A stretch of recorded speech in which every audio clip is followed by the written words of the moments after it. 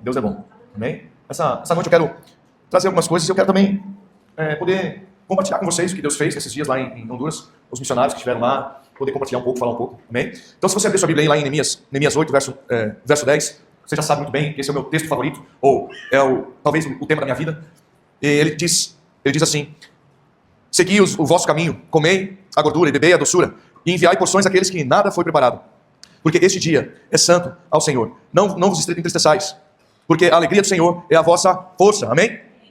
Aleluia. Essa força não é só força, mas também é refúgio. É um lugar também de segurança. A alegria do Senhor é um lugar nosso de refúgio, um lugar nosso de força. Tá bem ruimzinho, né? Tá estranho. Tá bem estranho. Você parece que tem um negocinho... não sei não. Se precisar, use o microfone normal. Quer que eu use o normal? Tá. Beleza. Então, amado, a Bíblia nos ensina a aproveitar o melhor que nós podemos aproveitar das coisas que Deus nos propõe, ou nos proporciona. Sabe, algo que Deus mostrou para mim esses dias foi que uma coisa tão óbvia, mas que ficou, parece que, perdida com o passar um pouco do tempo, né? A igreja se tornou talvez muito... A gente tem que ter equilíbrio, irmão, sabe? E às vezes parece que a gente foi tanto para um extremo no passado, que aí a igreja começou a querer ir para o outro extremo, sabe? Quando você fala muito de uma coisa, e aí de repente você pega e fala, não, tô falando mais disso, aí você vai totalmente para o outro lado e meio que ignora o outro assunto, porém aquele assunto também é verdade, também tem princípios. E o que eu quero dizer com isso é o quê? A gente tem esquecido, muitas vezes, a gente tem, por causa de uma forte, né, onda de pessoas falando só sobre como enriquecer, como ter conforto e tudo mais, a igreja às vezes rejeita esse lado e vai só para o lado da eternidade, do céu, o que nós amamos a eternidade, nós temos que ser pela eternidade. Mas uma coisa que eu vejo é, Jesus, ele era um verbo e ele se fez carne para habitar no nosso meio. Jesus também se preocupa com a nossa carne. Jesus também se preocupa com as nossas necessidades, com o nosso cotidiano. Então, Neemias, ele está dizendo para o povo, vão, aproveitem, comam das gorduras, né? Aproveitem o máximo que você pode, beba das doçuras, desfrutem do descanso. Eu creio que para o crente, Deus não dá conforto, Deus dá descanso. Porque quando tudo fica confortável, as coisas começam a perder sentido e propósito. É na hora do conforto que o crente perde propósito. Mas é claro que eu e você precisamos descansar, precisamos ter férias, aproveitar com a família. E é por isso que Deus dá para nós descanso. Nós descansamos. Hã? Tá bom, tira aí. Depois a gente ajeita. Solta aí. Então, tá ligado? Ei, tá. Então, eu acredito que Deus, ele nos dá tempo de descanso. Então, não é errado, nós queremos provar daquilo que existe de bom, porque, aliás, tudo que existe aqui nessa terra de bom foi nos dado através de Deus. Deus nos deu o poder de criar riquezas. Deus nos deu a capacidade de construir, edificar. Amém? Então, Neemias está dizendo, vão pelo caminho, empreendam, desenvolvam, aproveitem, né? Desfrutem de uma boa saúde, desfrutem de uma boa vida, uma vida próspera, em todos os sentidos. Mas ele diz algo interessante, ele diz, mas não esqueçam, que existe aqueles cujo nada foi preparado para eles. Enfim, não esqueçam de enviar porções para aqueles que nada foi preparado. E é claro que quando eu falo quando as escrituras falam da gordura, fala da doçura, eu entendo que ali Neemias estava falando de coisas naturais até. Ele estava falando literalmente de coma bem, beba bem, aproveite bem a condição de vida que você tem. Mas eu também entendo que, por outro lado, se tem algo que é gordo, né, se tem algo que tem substância, é a palavra de Deus. Ela também é um alimento, sabe, sólido, forte, poderoso. Eu também entendo que o Espírito Santo, ele é uma doçura, ele é doce, ele é gentil, ele também é um vinho que você se embriaga com ele. Né? E ali você é transformado, ali coisas são reveladas. Então, eu entendo que Neemias, para nós, está dizendo ambas as coisas.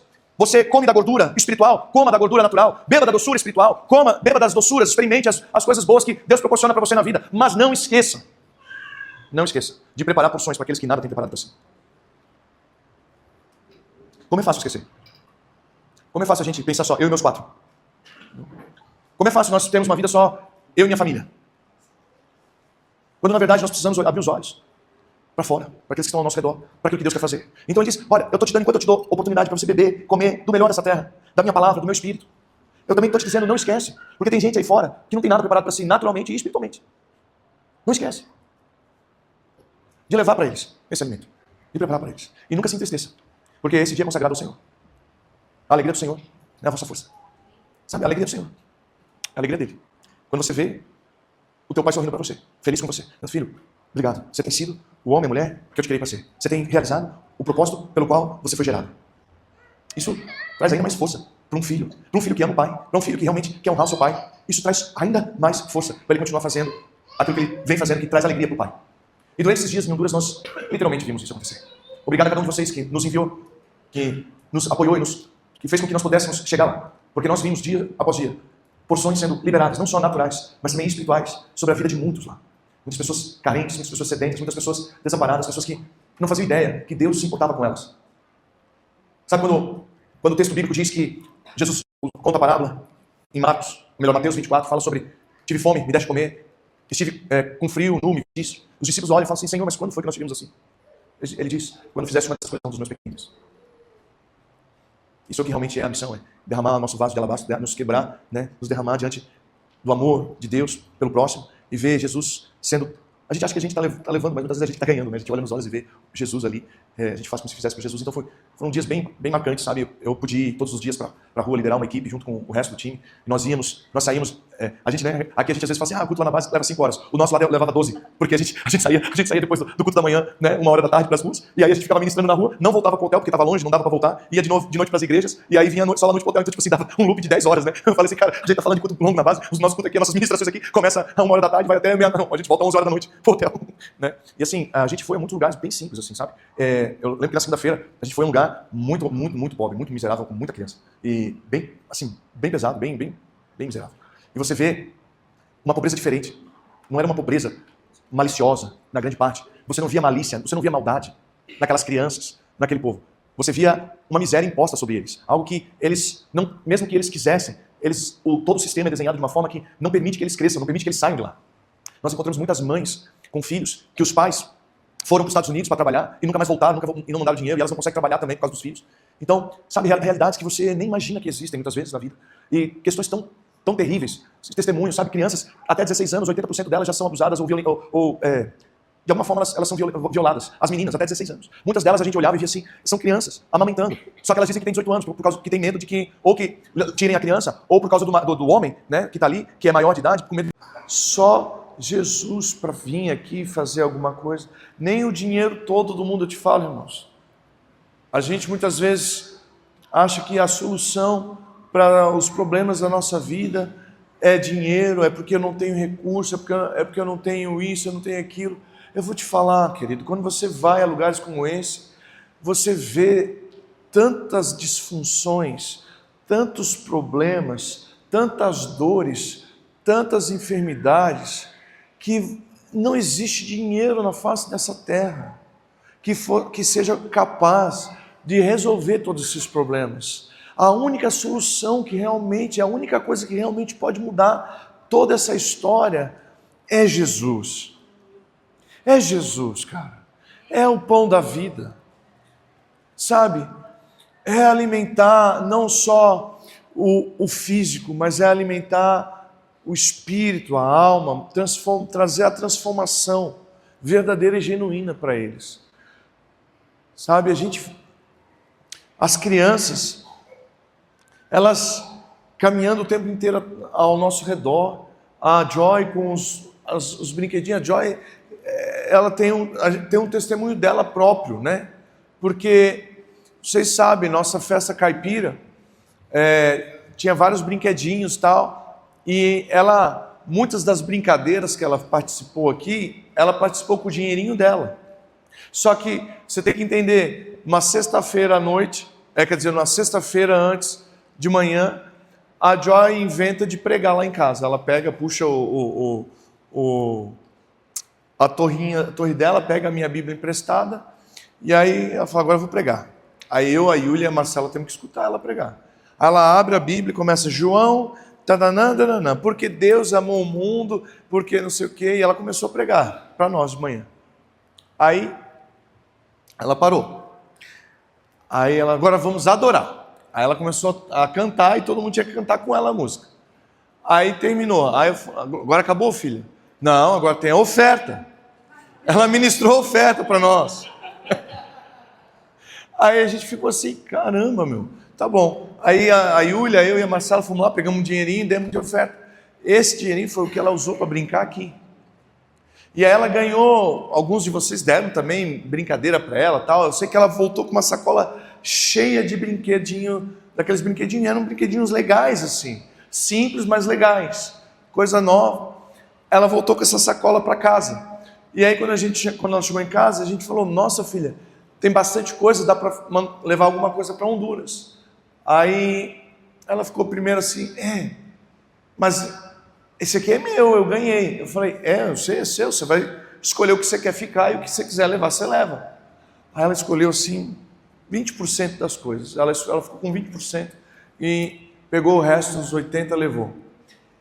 E aí lá durante os dias nas ruas, ela separava uma porçãozinha todo dia, botava na mochilinha dela, e ela ia entregando para as crianças. Cara, as crianças ficavam assim, ó, com o olhinho brilhando, sabe? Ganhando os presentinhos novinhos, os brinquedinhos, e ela lá. Aí nesse primeiro dia, que a gente foi nesse lugar bem simples, sabe? De um lado era um muro de uma granja, e do outro lado era as casas. Era uma rua bem estreita, o nosso micro-ônibus quase não conseguiu passar. Mas as casas eram feitas assim de entulho, sabe? Pedaço de coisa. Não era aquilo que eles acharam de pedaço que dava para usar para construir. E assim era. E aí a casa, às vezes, a casa inteira tem um único cômodo e são 4 pessoas vivendo lá dentro. Às vezes é mãe, vó, e aí 3, 4 crianças. Às vezes é uma mãe com 2 crianças, às vezes tem o filho mais velho, às vezes tem o pai também. E aí ela pegou e começou a dar os brinquedinhos aqui, ela olhava assim para as crianças. Aí ela pegava, olhava para a bolsinha, tirava, ela ia lá e dava para a criancinha aqui. Só que chegou uma hora que acabou. Aí na hora que acabou, ela virou para Marcela e falou assim: mamãe, eu estou com um aperto no meu coração, porque eu não consegui dar para todo mundo. Bonito ver o coração de uma criança que está disponível para dar. E nós ministrando, e ela junto do nosso lado, falando do amor de Jesus para todo mundo, orando com as pessoas, sabe? Nesse dia, a gente foi a gente pegou uma senhora, ela já era crente, mas o marido não, e ela estava orando há anos para o marido aceitar Jesus. Quando ela viu que a gente pegou o marido dela, e que o marido dela aceitou entregar a vida para Jesus, ela começou a chorar. Ficou impactada. Ela estava com um problema no pé, com uma dor no pé, com uma torção. Deus curou o pé dela. Foi muito forte, sabe? Todos os dias. À noite nós fomos para a igreja, ministrar na igreja, né? Igrejas, algumas mais simples, humildes, outras maiores, com mais qualidade, né? Com mais estrutura. Mas era impactante de ver, por exemplo, a adoração deles, a alegria deles, a adoração deles, música ligeira, rápida, né? Eu até te confesso que eu voltei sentindo falta, né? A gente dava para dançar assim, né? Daquele reteté. As nossas são muito melódicas, assim, né? As dele é rápido, Enfim, foram dias que a gente foi vendo Deus nos conduzindo a encontros divinos, a pessoas que literalmente não tinham nada, não tinham, às vezes não é que elas não tinham apenas a comida natural, mas elas não tinham esperança, elas não tinham fé e muito menos uma demonstração de amor. Elas nem sabiam que Deus se importava com elas. Foi a lugares que as pessoas falaram: mas o que vocês estão fazendo aqui? Ninguém vem aqui.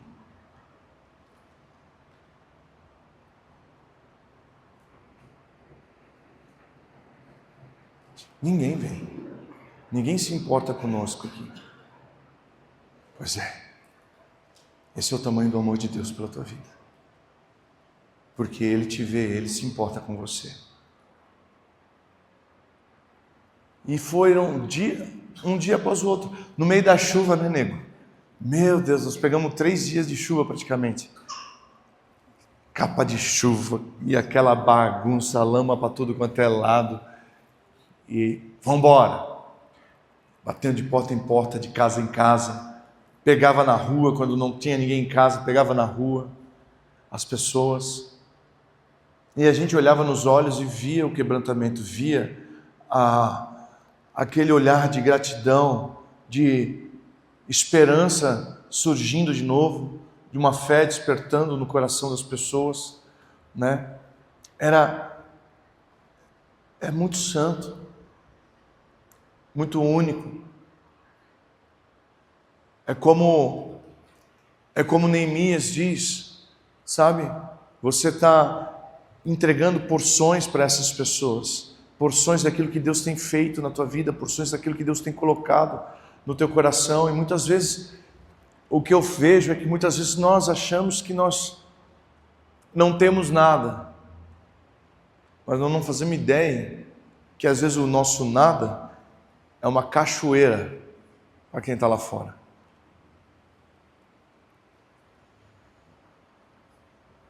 Eu lembro de uma senhorinha que eu fui num dia, ela estava na cadeira, uma senhorinha até com um bom semblante, mas estava cheia de dor, cheia de doença, no meio de uma comunidade lá. E aí enquanto a Marcela estava ministrando umas outras mulheres, umas crianças, eu fui lá, fui eu e a Japa, a Thaís, e aí a intérprete. E aí nós começamos a ministrar ela e o filho dela. E aí quando eu falei para ela, mas e a senhora, como está o seu corpo, seu corpo físico e tal? Ah, meu filho, estou cheio de dor. Não estou bem. Aí eu disse, mas Jesus veio aqui para te sarar. Jesus te ama, Ele tem um plano para a tua vida. E Ele quer sarar você. Ele se importa com você. Ele se importa com a sua dor. Ele se importa com o seu cotidiano, com a sua vida. Ele se importa com as tuas coisas. Aí nós ministramos o amor de Deus sobre a vida dela. Queridos, ela começou a chorar de alegria quando ela viu que a dor tinha ido embora, que ela tinha sido curada. E muitos testemunhos foram assim. Muitas vidas tocadas por esse amor de Deus. E isso faz a gente pensar, eu realmente não entendo o que eu realmente carrego. Porque se eu entendesse, eu estaria disponibilizando isso muito mais, eu estaria dando muito mais. O quanto as pessoas precisam. Nem todo mundo vai entrar dentro de uma igreja. Mas Jesus pode entrar na vida de todo mundo.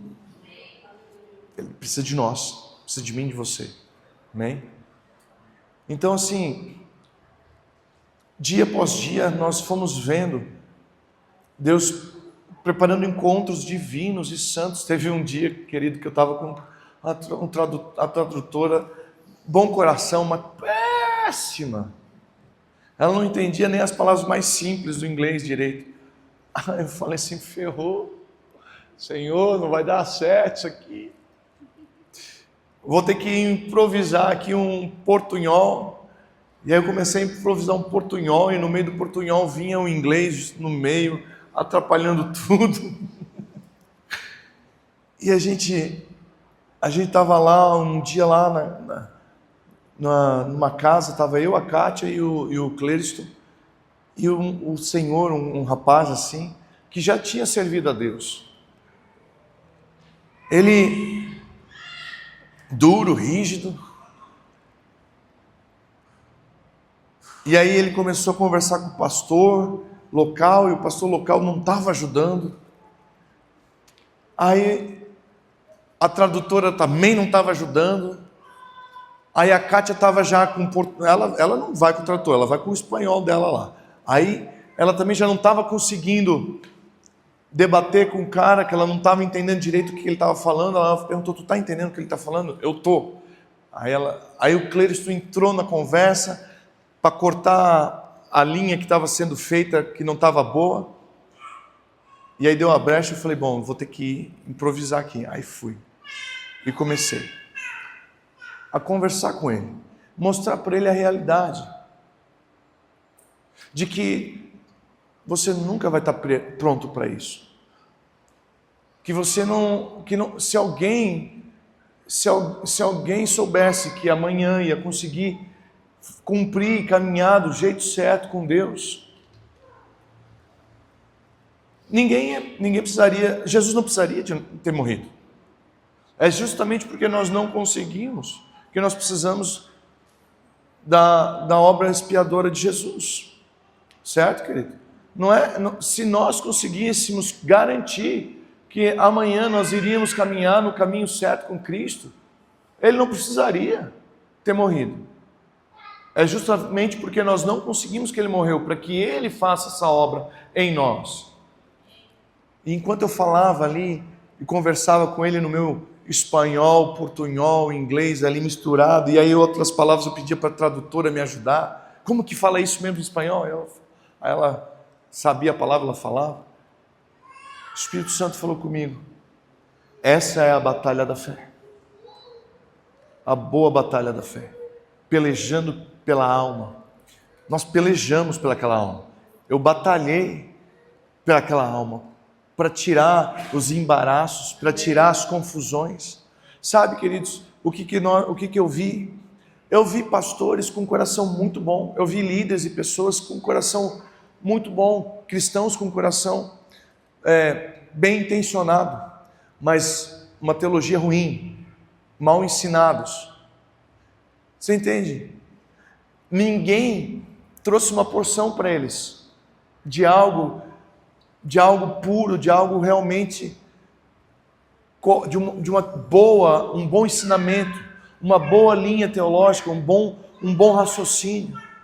Eles simplesmente começaram pela paixão e aquele mundo religioso, aquela cadeia, aquela prisão que eles já viviam, eles só estão replicando aquilo, mas não é porque eles são ruins, é porque eles nunca foram ensinados com algo bom. De novo, ninguém nunca trouxe uma porção da gordura e da doçura. Talvez a única coisa que eles tenham experimentado é aquela carnezinha seca, sem graça, né? E aquele vinagre azedo que a religião proporciona, sabe? Então, a gente vê nesses lugares, nesse momento, a gente começa a ver o livro de Atos se tornando vivo, real. A gente começa a ver qual é a verdadeira razão da igreja existir. E a gente também vê o quão longe a igreja está dos verdadeiros propósitos, da verdadeira razão. O quanto o nosso coração se distancia daquilo que verdadeiramente impulsiona e move o céu. Então foram desmarcantes. Eu me lembro de uma vez, não foi dessa vez, mas uma vez que o Doug me falou, ele falou: Felipe, eu venho a esses lugares ano após ano, vezes após vezes. Eu não venho só por causa das almas. Eu venho para me lembrar de uma realidade que muitas vezes eu insisto em esquecer. Eu venho para me manter humilde, porque quando você enxerga, quando você vê esses níveis mais baixos, mais miseráveis que o ser humano vive, você vê as famílias, você vê as crianças, sabe? Me diz uma coisa: qual é a diferença entre uma criança daquela que você encontrou lá, da Zozô? Ela é menos importante? Deus ama ela menos? A única diferença é que ela nasceu num lar diferente, numa nação diferente, numa cultura diferente. E a menos que alguém se torne um portão. Você lembra da nossa mensagem no 2026? Portões abertos para que o Rei da Glória possa invadir as regiões, a menos que nós viemos a carregar Cristo para esses lugares, para esses becos, para essas vielas, para essas comunidades, para essas famílias e ser essa porta aberta por onde Deus pode passar e tocar, invadir essas realidades. Eles vão continuar vivendo subjugados, humilhados, desprezados, sem saber que a única diferença entre eles e talvez, vou falar de mim, é que eu nasci num bom lar, numa cultura boa, com pais, com um trabalho, com um bom trabalho, com uma boa condição financeira. Então, essa missão, ela confronta o nosso coração o tempo inteiro, confronta a nossa carne o tempo inteiro. Como o Doug disse, se tu está aqui pensando no Starbucks, na tua cama, no teu filme, na tua série preferida de Netflix, talvez missões sejam um peso para você e não um chamado. Mas para aqueles que venha, sabe, missionário não é alguém que cruza o oceano. Missionário é alguém que enxerga a cruz e decide fazer algo. Para aqueles que têm que tem uma inquietação pelo próximo, por entregar algo ao próximo, por proporcionar, ainda que nós não conseguimos resolver todos os problemas, mas que seja colocar um bom band-aid, fazer um bom curativo sobre um ferimento.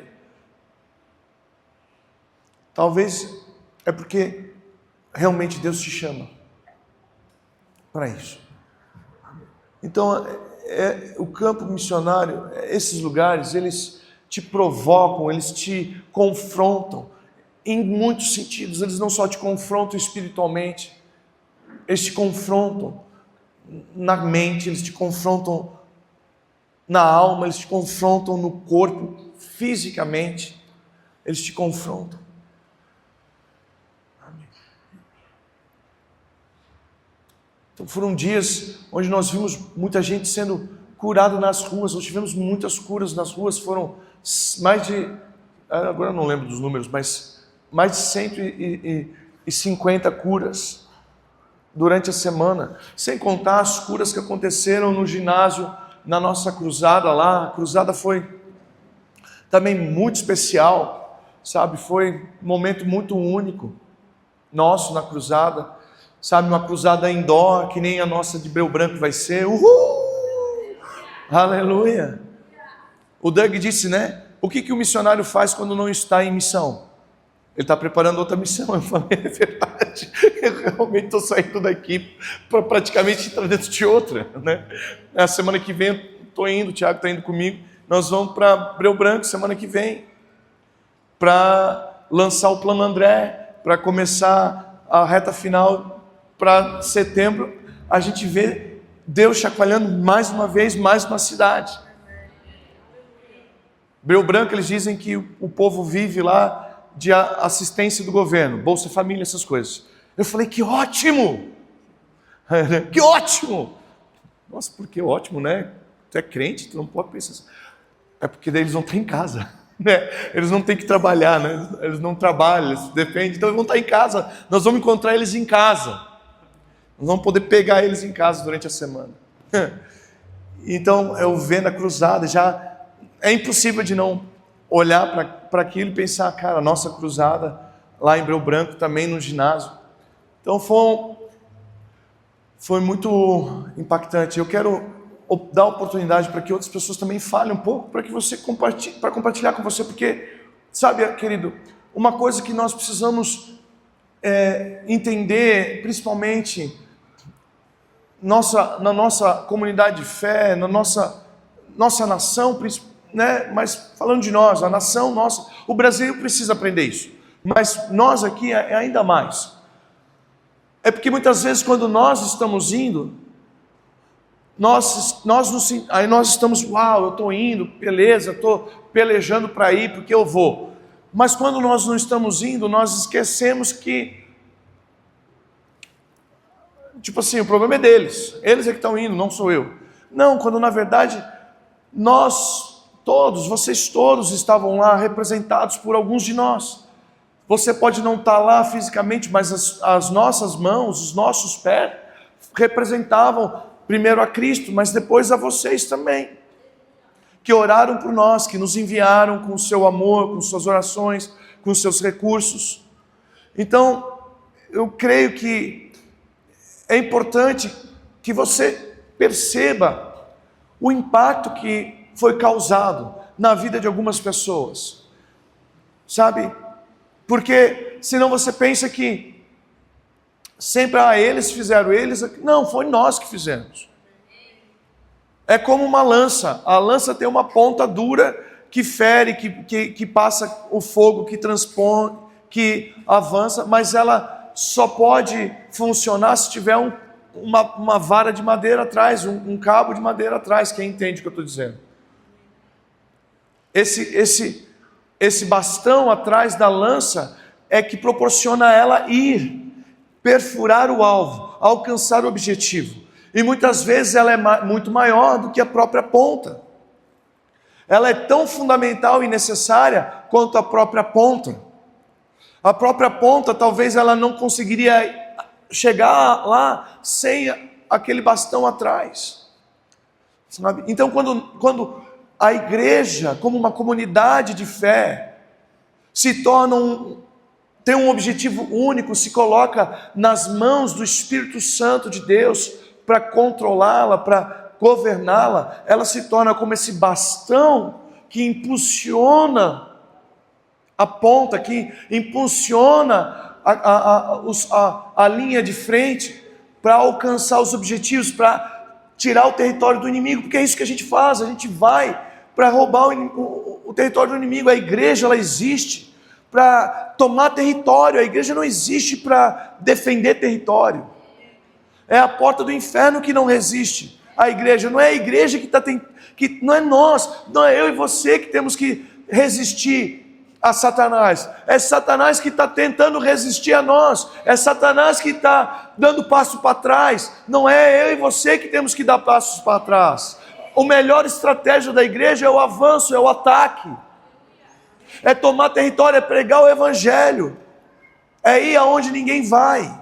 É destituir os poderes das trevas. Sabe, cada alma ganha, cada vida curada. É demônios, potestades que estão sendo destituídas do poder, da autoridade naquela região. São testemunhos que não tem como contestar e negar do poder de Deus, que Jesus é real. Então, a gente viu muita coisa acontecer. A Marcela tem os testemunhos dela também. Eu não sei se ela contou na quinta-feira sobre a pastora, eu acho que ela deve ter contado. A pastora que o ouvido dela se abriu, foi muito impactante, foi muito bonito. Sabe, ela não percebeu porque o tradutor dela estava atrás dela. Eu estava de frente, então eu vi. O tradutor, quando viu a moça, a pastora voltar a ouvir perfeitamente. Eu estou falando perfeito, não foi tipo assim, perfeito. Ele ficou com aquela cara assim, em choque e constrangido com o temor de Deus, sabe? São coisas que tu não tem como roubar, não tem como negar, não tem como dizer que não existe, não tem, sabe? São momentos e testemunhos que vão ecoar por toda a eternidade, de gerações e gerações, pessoas vão contar sobre isso. Aquela pastora vai dar esse testemunho, aquele tradutor vai dar esse testemunho, nós estamos dando esse testemunho. E Jesus vai ser glorificado. Meu Deus. Sabe, é muito forte. Mas eu queria que vocês pudessem participar disso, ainda que recebendo os testemunhos, ainda que ouvindo o que Deus fez, mas se colocando naquele lugar junto conosco, dizendo, eu estive lá através da vida dos meus irmãos, através da vida dos meus pastores, nós estivemos lá. Sabe, querido, às vezes a maior dificuldade que eu tenho é de mostrar para vocês o impacto que nós causamos nas nações. Porque você olha para cá e fala assim, cara, tem muito espaço para crescer essa igreja. Está faltando gente aqui. Tinha que ter mais gente aqui. Nós estamos pequeno demais, nós precisamos crescer. É verdade, eu também. Eu não sei, mas você devia começar a orar de verdade. Dizer, Deus, qual é o nosso problema?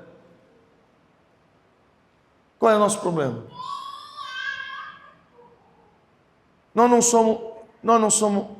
Nós fazemos de tudo para abençoar o próximo pobre. Nós ajudamos, nós não somos... Vocês são generosos, nós somos generosos, nós amamos Jesus, nós vamos onde ninguém quer ir.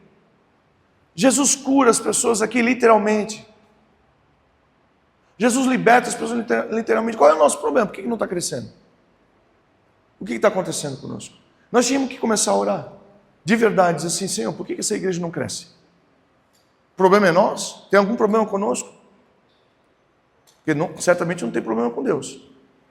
O problema é o lugar que nós estamos? O problema é o povo que rejeitou, porque Jesus foi rejeitado. Jesus entrou na cidade, a cidade rejeitou ele.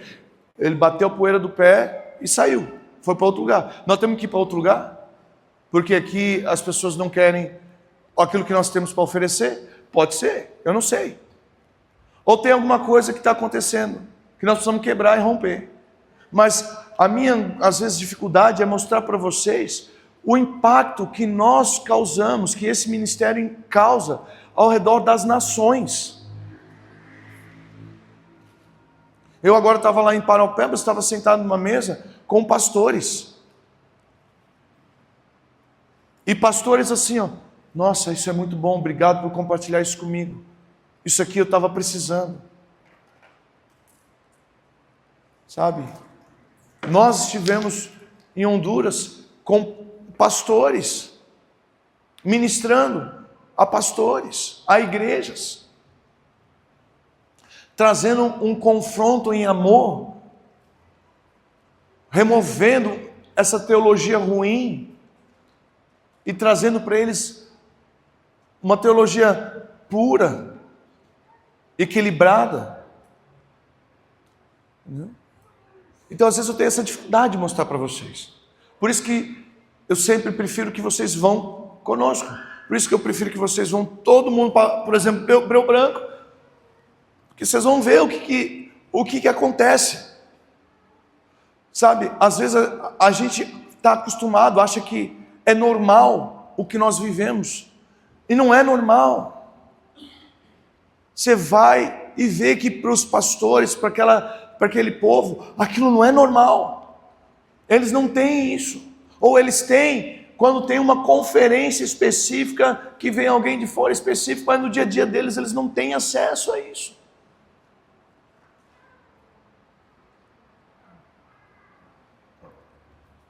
Mais uma vez, porções que têm sido preparadas para aqueles que nada têm recebido.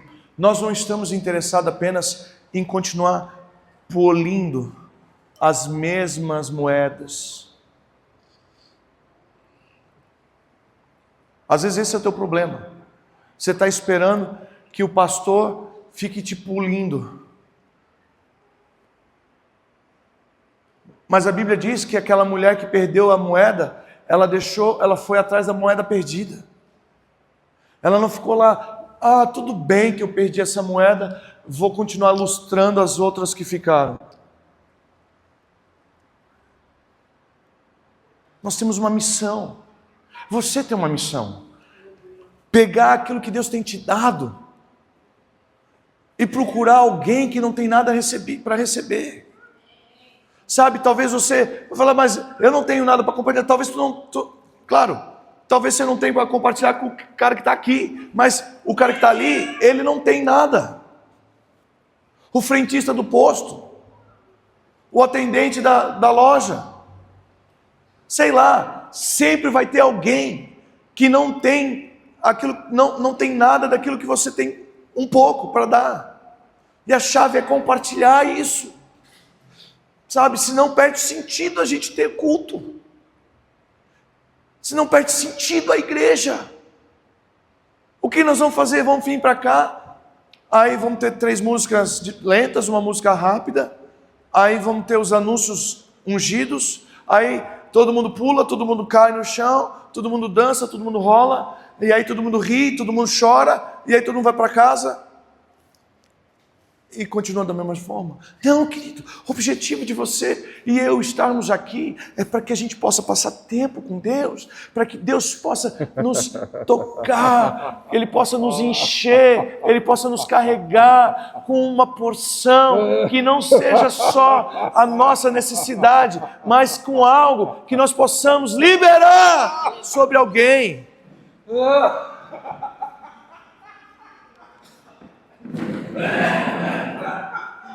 A gente fica muito preso à nossa rotina, ao nosso dia a dia. E a gente não para pensar que às vezes a pessoa que está exatamente do nosso lado, ela está com um sorriso amarelo, sabe? Por fora está sorrindo, mas por dentro está chorando. E tudo que ela precisa é que alguém pegue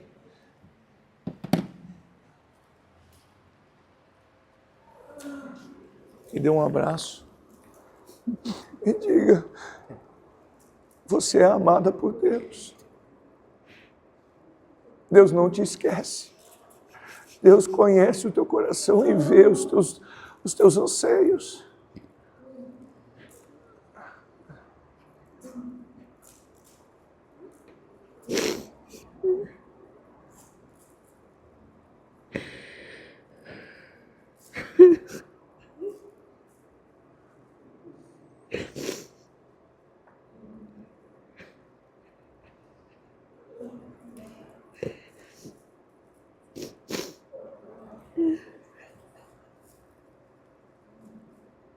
Seja forte e corajosa.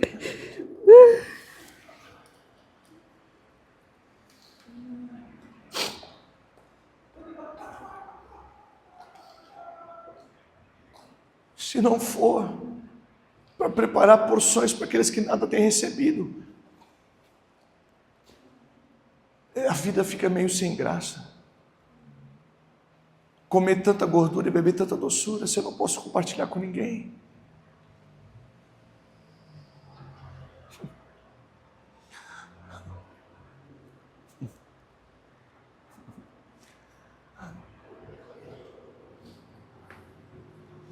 Cada um compartilha do jeito que sabe, do jeito que conhece, do jeito que recebe, com aquilo que tem. Só que quanto mais você compartilha, mais ainda você recebe. Aquele que, o generoso, prosperará. Aquele que dá alívio, alívio receberá. Aquele que retém o que deveria dar, até aquilo que não tem, perde. Quanto mais eu dou, mais eu também recebo. Quanto mais porções eu preparo para compartilhar, mais o Senhor coloca sobre a minha vida.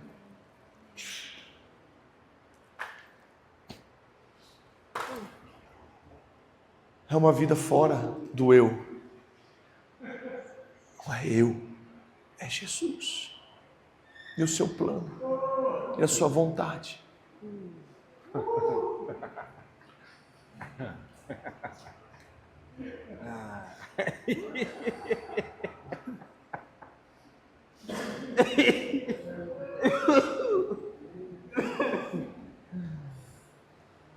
Sabe, muitas vezes você fica perguntando o que Deus quer de mim.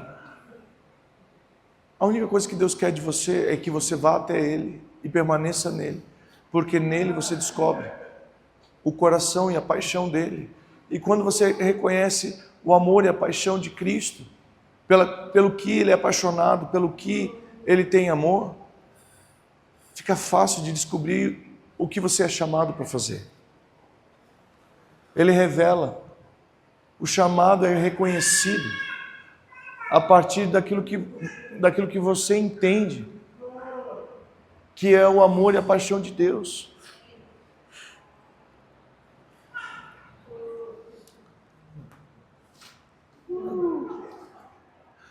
Então, nesses lugares, numa missão, a gente se torna vivo, verdadeiramente vivo para amar.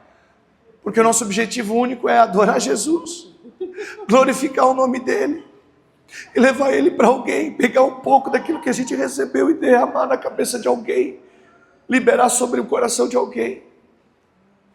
É o único desejo.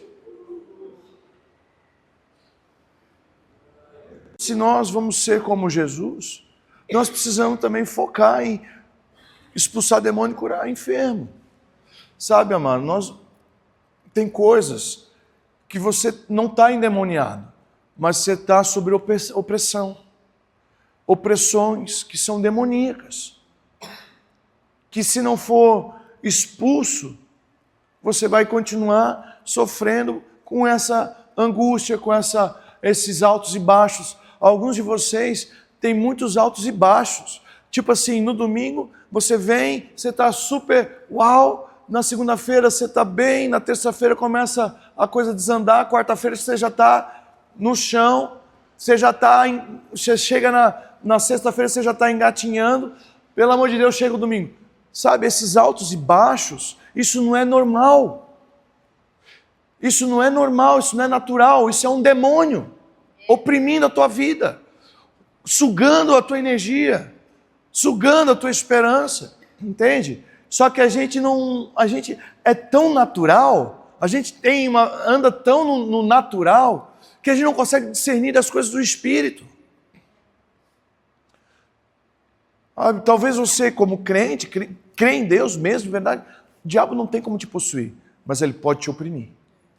Muita gente vive debaixo dessas opressões.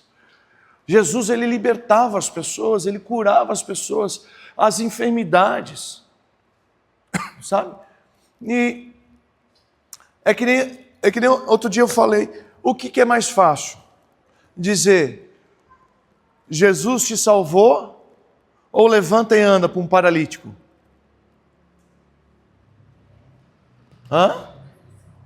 Claro, é entre você e Deus. Eu não tenho como dizer se você é salvo ou não, simplesmente assim, olhando para você. Claro que existem sinais de uma pessoa que caminha com Cristo, mas quem tem essa garantia é só você. É algo pessoal, íntimo, seu e Deus. A Bíblia diz que existe o Espírito de Deus, ele testifica dentro do Espírito do homem, de que ele é filho, portanto foi salvo. Então, é uma testificação interna. Agora, quando você pega um paralítico e você diz, levanta e anda, se ele não levantar e andar, como que fica o teu ministério? Como que fica a tua cara? Entendeu?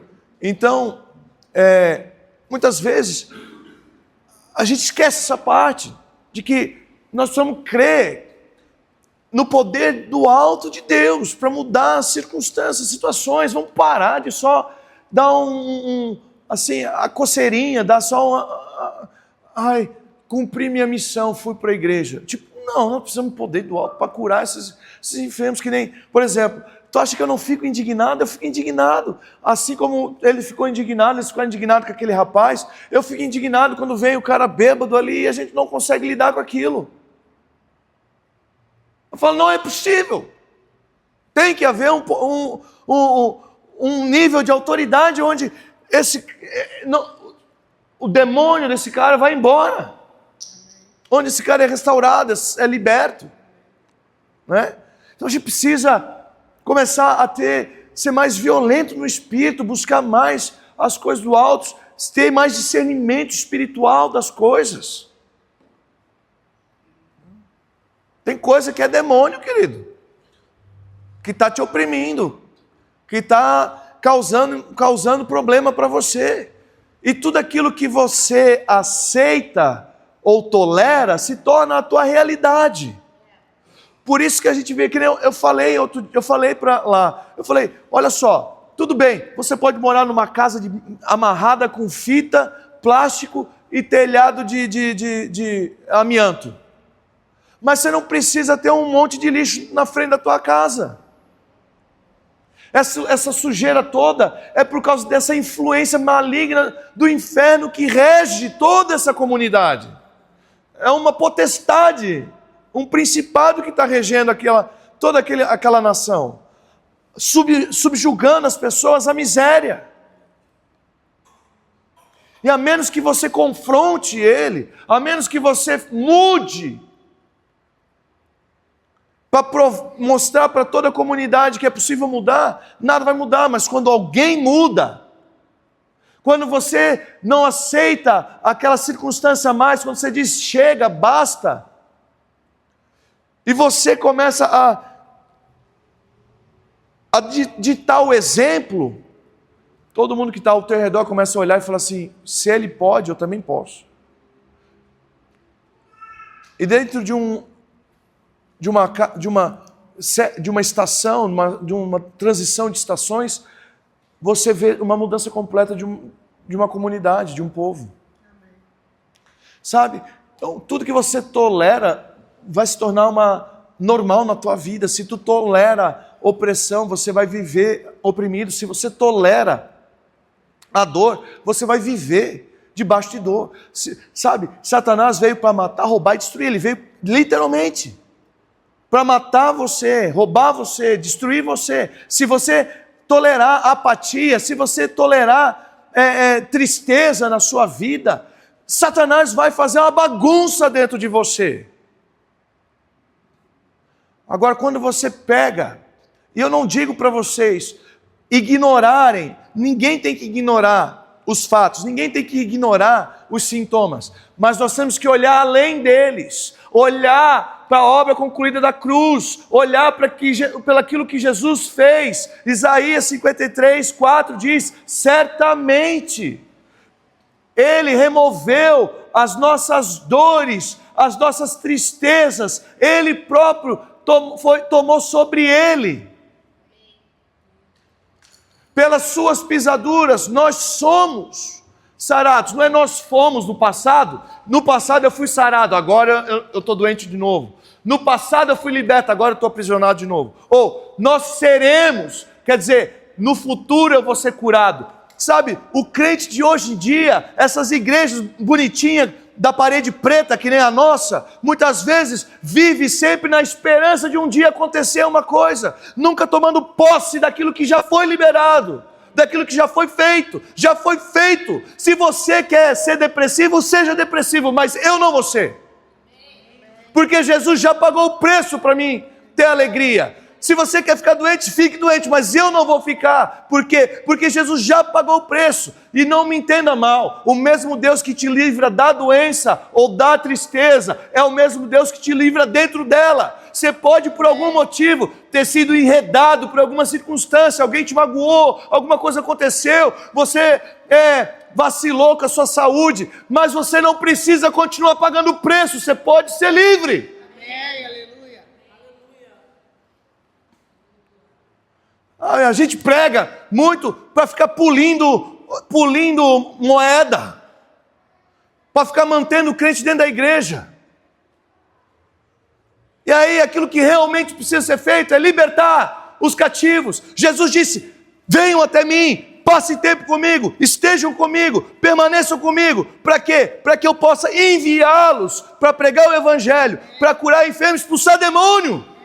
Essa igreja tem que ser conhecida por um povo que cura enfermo, expulsa demônio. Aleluia. Deus quer usar você para libertar, mas você tem que ser livre, porque ninguém pode libertar de uma cadeia em que vive.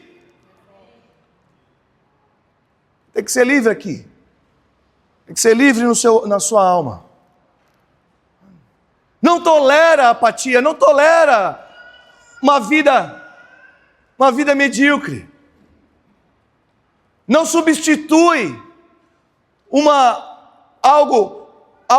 não substitui a prosperidade espiritual pela prosperidade natural. Eu não acho que tem que ter uma ou outra. Você pode ter as duas, mas muita gente acaba buscando substituir trabalho, e é isso aí, eu tenho que trabalhar. Que adianta ganhar o mundo e perder a sua alma? Nós temos que expulsar demônio, curar enfermos, pregar o evangelho. O evangelho são boas novas. Eu chegava na casa e falava assim, deixa eu te falar, A Bíblia diz duas coisas. Todos nós pecamos e fomos separados da presença de Deus por causa do pecado. E o salário do pecado é a morte. E olha só, deixa eu te falar uma coisa.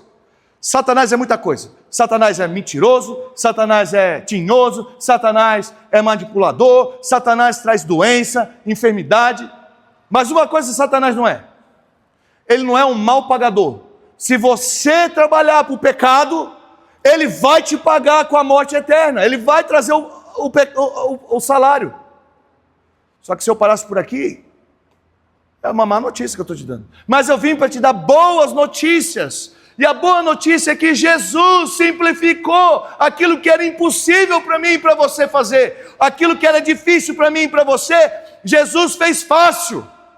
Ele pegou a parte difícil para Ele, para que a gente pudesse fazer a parte fácil.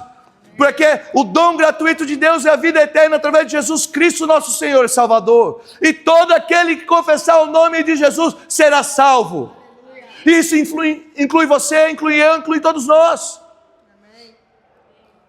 Agora, se você quer algo complicado, se você quer algo difícil, aí eu já não consigo te ajudar.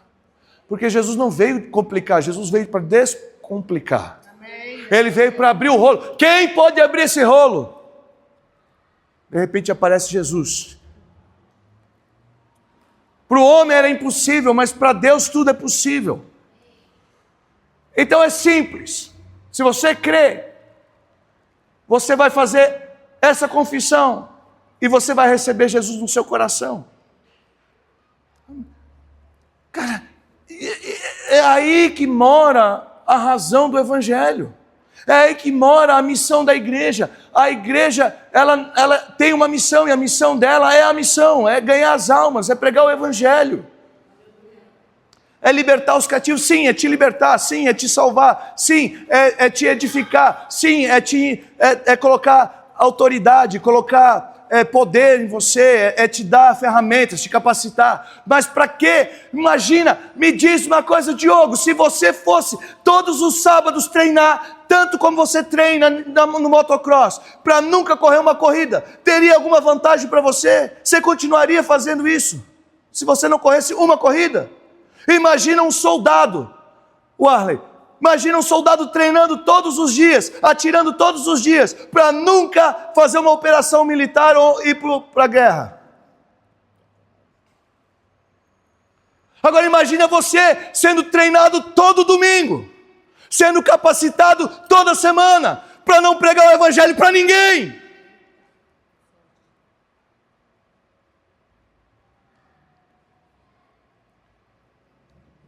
Nós não podemos aceitar essa apatia. Satanás não tem problema que você vai todo domingo para a igreja. Satanás não tem problema que você anda com a Bíblia embaixo do braço. O problema de Satanás é quando você sai. A maioria dos milagres de Jesus não foi dentro de uma sinagoga. Só 2 milagres no Evangelho de Mateus fala que é dentro de uma sinagoga. Os outros milagres inteiros de Jesus foi nas ruas, foi nas casas.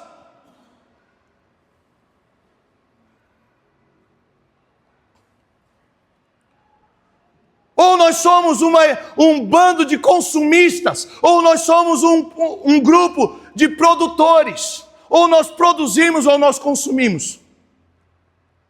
Ou nós estamos edificando ou nós só estamos consumindo o que é edificado.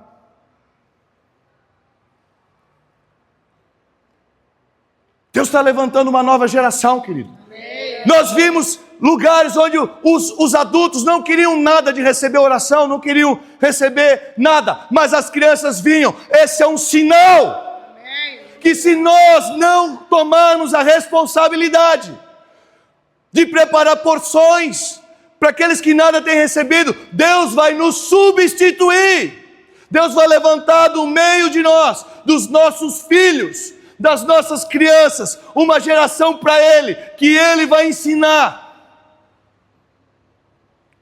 E vai deixar o povo morrer no deserto.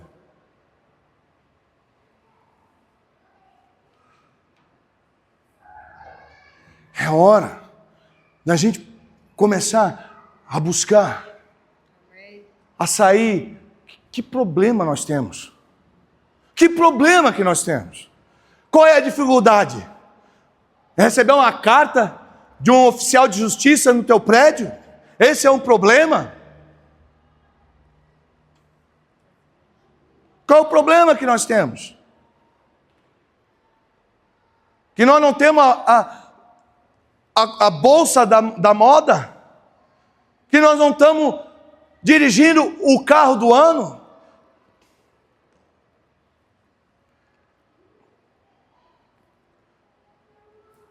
Querido, Deus não tem nada contra isso. Deus pode te dar tudo isso. Mas nós precisamos olhar e parar de ser tão ingrato e começar a mostrar nossa gratidão para Deus, fazendo a diferença. Dizendo, quer saber de uma coisa? Eu quero produzir, eu não quero consumir. Eu quero dizer, eu recebo, eu bebo, eu consumo, mas não é só para mim. Eu quero dar, eu quero compartilhar, eu quero liberar. Sabe, eu estou aqui, uma coisa que me marcou, cara, eu vou fazer o possível para a gente terminar. Mas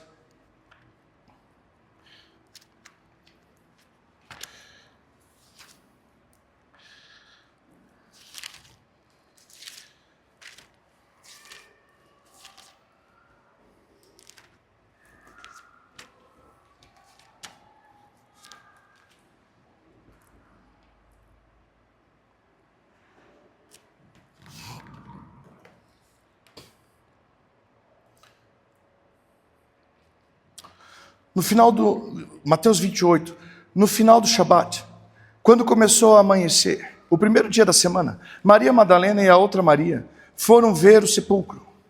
Não é interessante que Jesus, no evangelho inteiro, dá ênfase nos discípulos? Os discípulos andavam com ele. Fala até o nome dos 12 discípulos, né? Não é interessante? Mas quando ele morre, e aí está lá a tumba lá, quem vai lá ver? Quem se preocupa com o corpo de Jesus?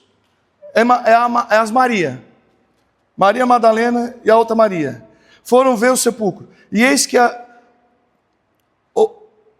houvera um grande terremoto, pois um anjo do Senhor descera do céu, chegando-se, removera a pedra da porta e sentou-se sobre ela. Seu semblante era como um relâmpago, e suas vestes brancas como a neve.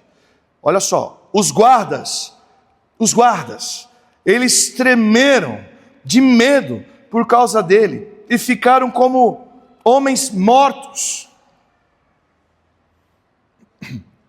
Quer dizer, haviam o medo dos fariseus, é que Jesus, eles não acreditavam que Jesus ressuscitaria.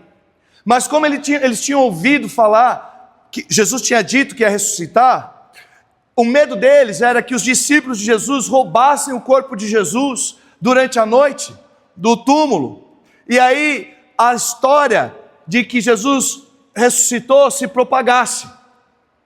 Então eles pediram na época para Herodes, eles pediram para ele para poder botar guardas na frente do túmulo. Guardas romanos lá. Então, tinha 2 guardas na frente do túmulo de Jesus, romanos lá. E quando o anjo veio, como um relâmpago, ele abriu a porta do sepulcro, e os 2 guardas, vendo tudo aquilo, eles foram tão chocados, eles ficaram com tanto medo, ao ponto deles desmaiarem, ao relato de eles estarem como mortos. Eles desmaiaram, apagaram, caíram no chão, com aquela cena. Olha o contraste aqui, no verso 5, o anjo respondeu e disse às mulheres: não temas vós. Eles temeram de medo, eles ficaram aterrorizados, caíram como mortos. Mas vocês não fiquem preocupados. Não se preocupem, não temam. Pois eu sei, olha só, eu sei que buscais a Jesus, que foi crucificado. ele não está mais aqui, porque ele está ressuscitado, como ele disse: vinde ver o lugar onde o Senhor jazia.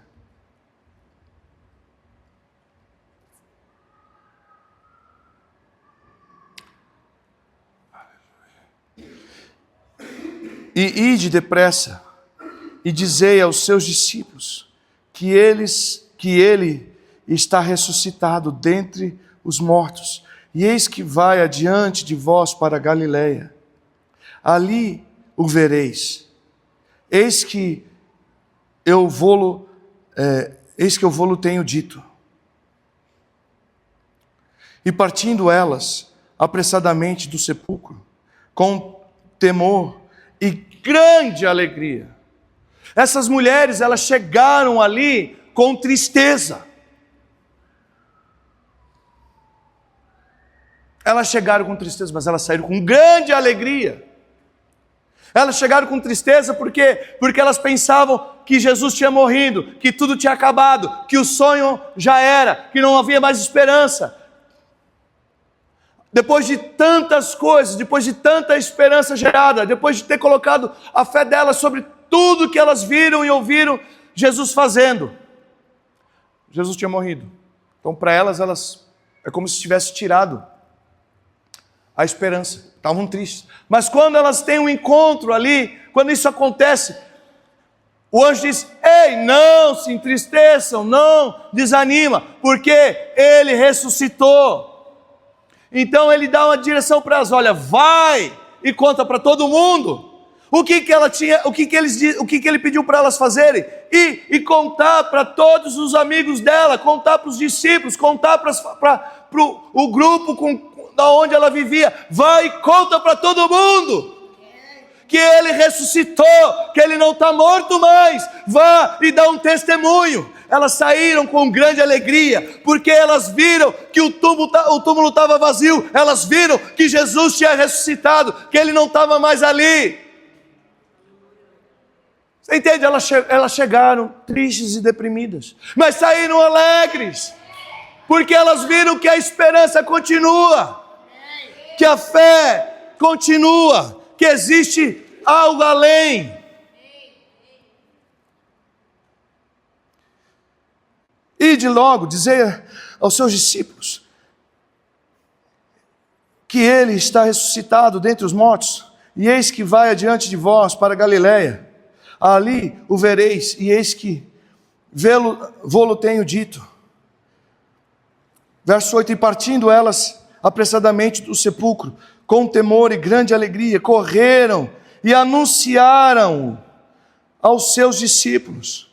E indo elas a dar as novas aos seus discípulos, eis que Jesus veio ao encontro, dizendo: salve!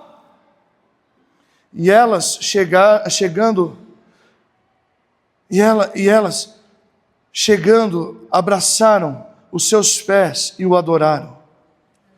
Então lhes disse Jesus: não temais, ide dizei aos meus irmãos que vão a Galileia e lá me verão.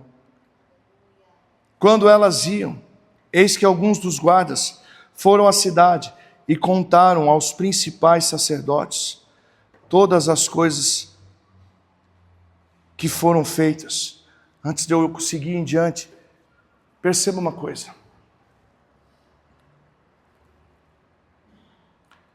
O anjo disse: eu sei que vocês vieram aqui atrás de Jesus.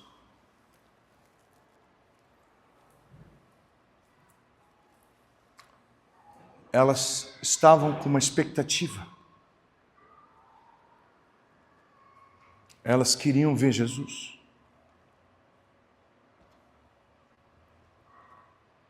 E Jesus, embora o anjo tenha dito para elas: ele não está aqui, mas vai e avisa que ele ressuscitou.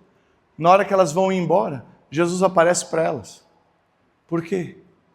Porque elas esperavam ver Jesus. Amém.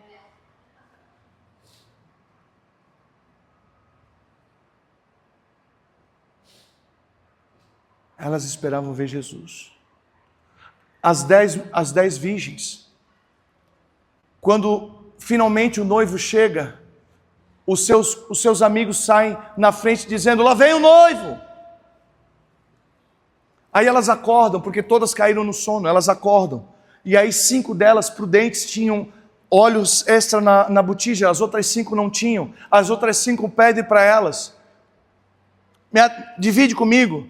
Elas falam: não dá para me dividir, porque se eu dividir o meu óleo contigo, nem eu nem você vai chegar onde nós temos que chegar. Por quê? Porque o noivo não vinha para casa. O noivo, elas tinham que sair e ir ao encontro. De noite, como que você vai encontrar o caminho se você não tiver luz?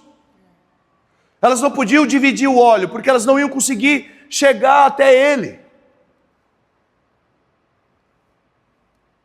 Então elas disseram: vão, compre óleo, e aí vai atrás de nós. Depois vocês encontram a gente no meio do caminho. Só que na hora que elas chegaram, a porta tinha se fechado, e Jesus disse: não, a porta já fechou, acabou. Não tem como entrar mais. 5 estavam prontas. 5 deixaram para se preparar em cima da hora. 5 estavam esperando. 5 estavam desacordadas lá, vivendo de qualquer forma. Uma pessoa que está pronta não precisa ser preparada. Sabe qual é o problema? Às vezes você deixa para se preparar quando o visitante quer aparecer. E aí não dá mais tempo de receber a visita. Sabe? Muitas vezes ele vem de formas inesperadas. Jesus visita de forma inesperada. E se você não estiver pronto, você perde a visitação. Elas estavam ali esperando ver Jesus. E Jesus apareceu para elas. E elas receberam a visitação. As virgens prudentes, elas estavam prontas para a visitação. Quando o visitante veio de surpresa, elas estavam prontas para recebê-lo.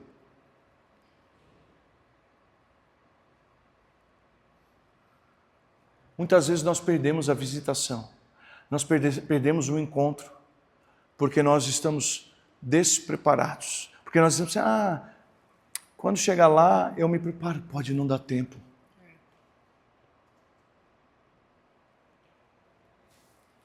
Mas isso também fala desse momento do culto. Às vezes você perde o seu momento de visitação de Deus dentro do culto, porque você não está preparado, porque você não veio com expectativa, porque você não desenvolveu a expectativa. Você saiu de casa, simplesmente vou para a igreja. Você não veio esperando um cura, você não veio esperando uma libertação, você não veio esperando um toque de Deus, você não veio esperando nada. Você só veio esperando assistir o culto. Às vezes nós precisamos parar. Deus, eu quero te encontrar. Porque às vezes Ele visita inesperadamente.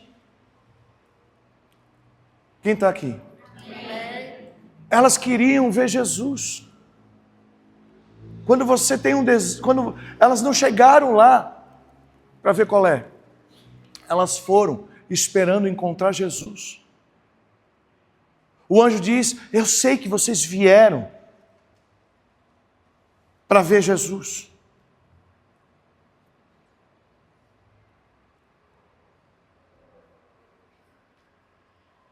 Jesus está o tempo inteiro querendo se manifestar para mim e para você. Jesus está o tempo inteiro querendo se relacionar conosco. Mas quantas vezes nós estamos preparados ou prontos para a visitação dele? No nosso dia a dia. Não é só no culto, é na minha casa, é no meu trabalho, é no meu carro, é no momento que eu estou lavando louça, é no momento que eu estou tomando banho, é no momento que eu estou botando roupa nos meus filhos. Porque se você esperar por Ele, você vai encontrar Ele. Amém. Você sempre vai encontrar aquilo que você espera. Você sempre vai achar aquilo que você está procurando. A Bíblia diz, batei, batei, e a porta vai abrir. Buscai, buscai, e encontrará. Pedi, pedi, e recebereis. Sempre que você espera, você vai receber aquilo que você espera, você vai tocar aquilo que você está buscando. E às vezes Deus quer visitar você de surpresa.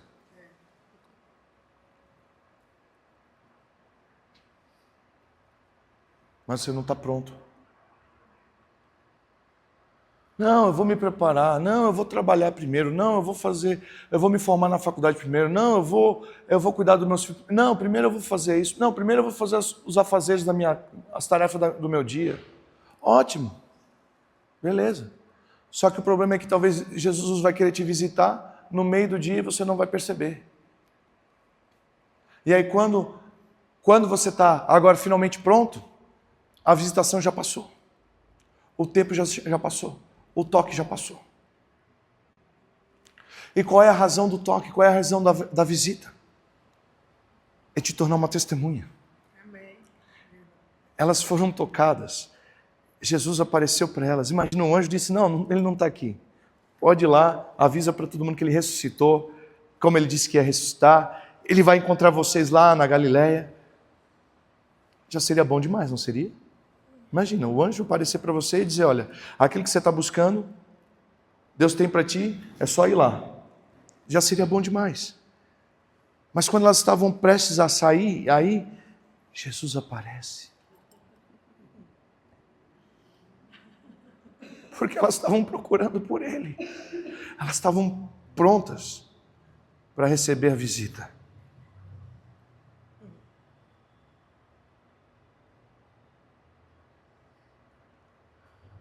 Estavam prontas.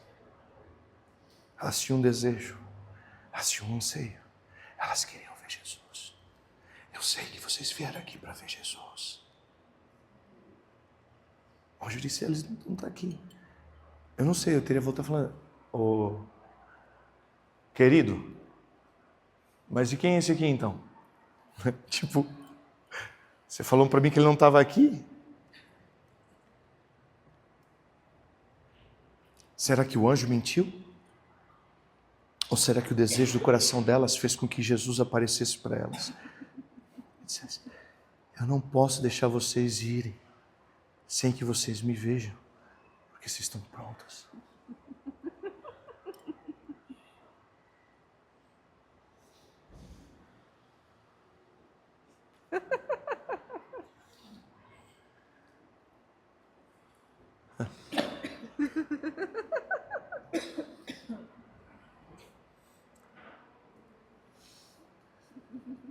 Como é fácil estar distraído. Como é fácil perder foco. Tudo nessa vida compete exatamente por isso. Pela nossa atenção. Pelo nosso foco. Pelo aquilo que nós estamos esperando. Mas quando você rompe com tudo isso e você espera Jesus, Ele aparece. Quando você está pronto, sabe, alguém pronto não precisa ser preparado.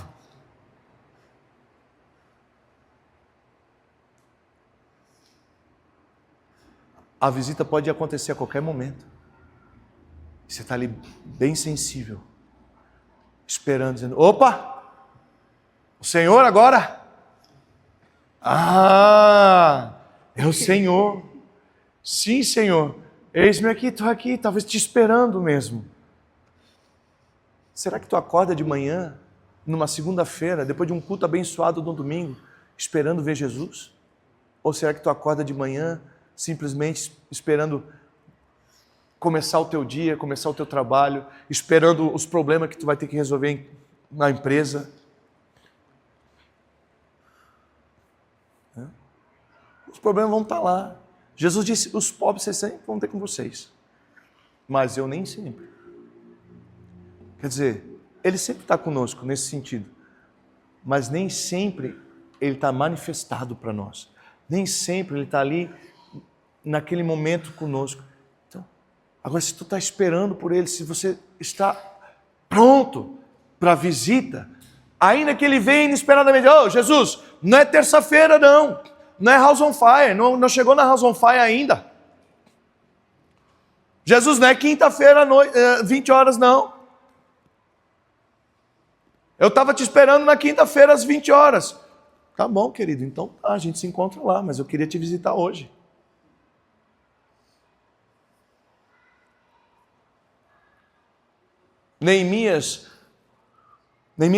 Jó 10, 12 diz que vida e favor tu me destes, mas é a tua visitação que mantém o meu espírito. Tem algo que mantém o nosso espírito aceso quando Deus nos visita. Mas só alguém pronto para o dia da visita pode receber o visitante inesperado. Você entende? Nós esperamos, às vezes, problema, nós esperamos confusão. Às vezes vocês me mandam mensagem de áudio, eu já falei, lá vem problema. E nem é problema. É o irmão me pedindo para orar, enviar, para ganhar alma para Jesus. Eu falo, olha só como eu sou, né? Ô Jesus, ajuda essa alma aqui. A gente sabe esperar o pior, mas não sabe se preparar para esperar constantemente o melhor.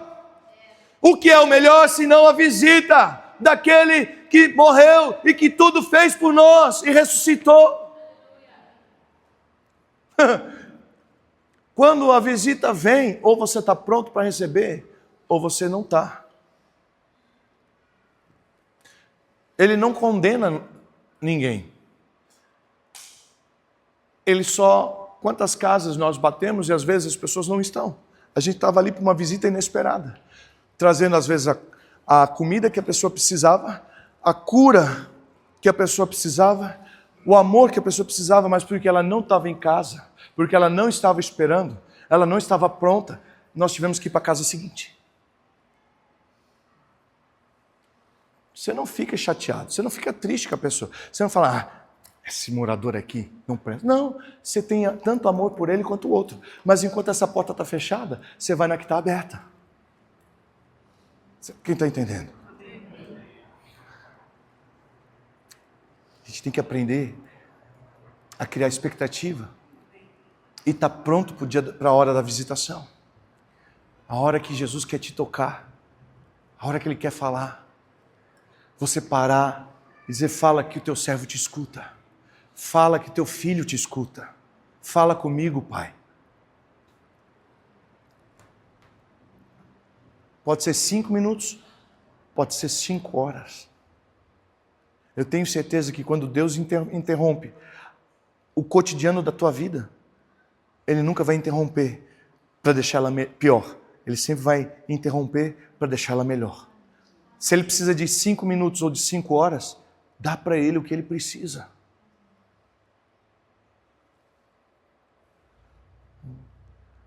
Não é questão de eu tenho que viver jejuando, não é isso, não é religião. É viver com uma expectativa, procurando Jesus em todo momento, procurando Ele, procurando vê-lo, procurando ouvi-lo. O Doug trouxe algo nesse sentido para nós uma manhã. Eu falei, verdade. Porque eu mesmo já estive em momentos sentado numa cadeira lá e nada acontecendo comigo. E eu estou aqui, Senhor. Você está aí, mas você não está preparado. Você não está pronto. Você não está disponível. Porque, em outras palavras, estar pronto é estar disponível.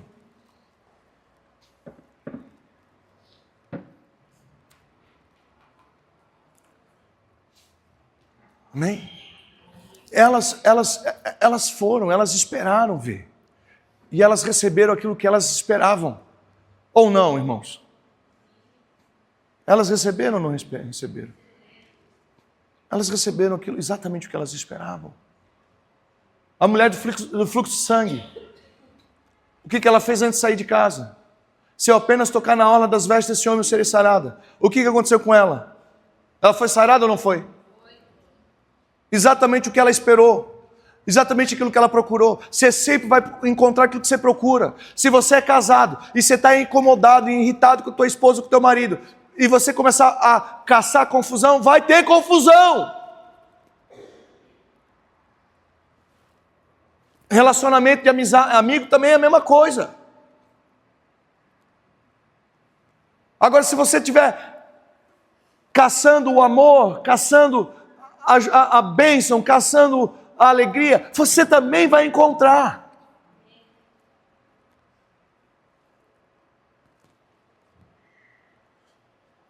Esteja preparado para receber a visita inesperada daquele que nos visita nos momentos mais inesperados da vida. Meus amados, eu já tive visitação de Deus nos momentos mais inesperados e mais incomuns. Em mesa, conversando aleatoriamente, dentro do carro, no chuveiro, no avião, no Uber, olhando para o horizonte, escutando uma canção, não só dentro de um culto, de uma igreja.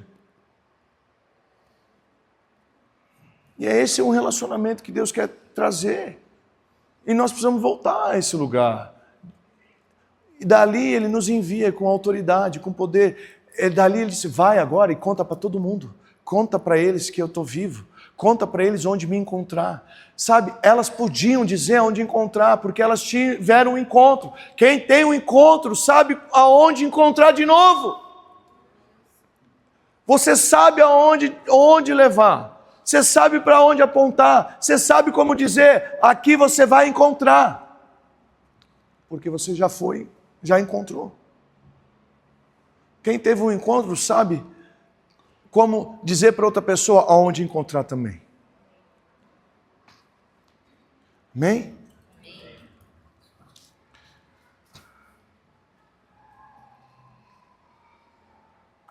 Então no verso 11 diz, e quando elas iam, eis que alguns dos guardas foram à cidade e contaram aos principais sacerdotes todas as coisas que foram feitas. Percebe que o pior dos sonhos, o maior pesadelo dos sacerdotes, era que os discípulos roubassem o corpo de Jesus. Foi ainda pior o que aconteceu para eles. Você sempre vai encontrar aquilo que você espera. Eles esperavam uma coisa, a coisa foi bem pior para eles ainda. Porque ninguém roubou o corpo de Jesus, Jesus ressuscitou de verdade.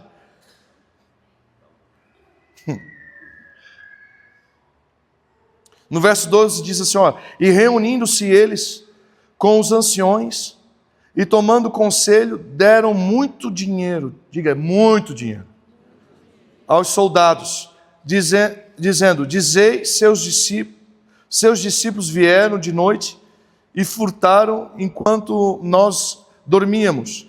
E se isso chegar aos ouvidos do governador, nós o persuadiremos e vos poremos em segurança. Assim eles pegaram o dinheiro e fizeram como foram instruídos. E este dito é divulgado entre os judeus até o dia de hoje. Você sabia que até o dia de hoje, por causa desse falso testemunho, muitos judeus não acreditam em Jesus por causa disso? Você sabia que muitos judeus até o dia de hoje acreditam que o que aconteceu com Jesus foi que os discípulos roubaram Jesus, o corpo dele, durante a noite, por causa do testemunho falso desses dois soldados romanos? Você sabe por que eles disseram, os sacerdotes disseram para eles ficar tranquilo que eles iam interceder com o governador? Porque se o soldado que tem a missão de guardar o corpo perdesse o corpo, ele ia receber o castigo do preso. No caso, eles iam ser mortos. Então, eles falaram assim, nós vamos te pagar para dar um falso testemunho e nós vamos segurar a tua onda aqui com o governador para ele não mandar matar, para você poder usar o dinheiro que você está ganhando conosco, né? Porque senão também não ia adiantar nada.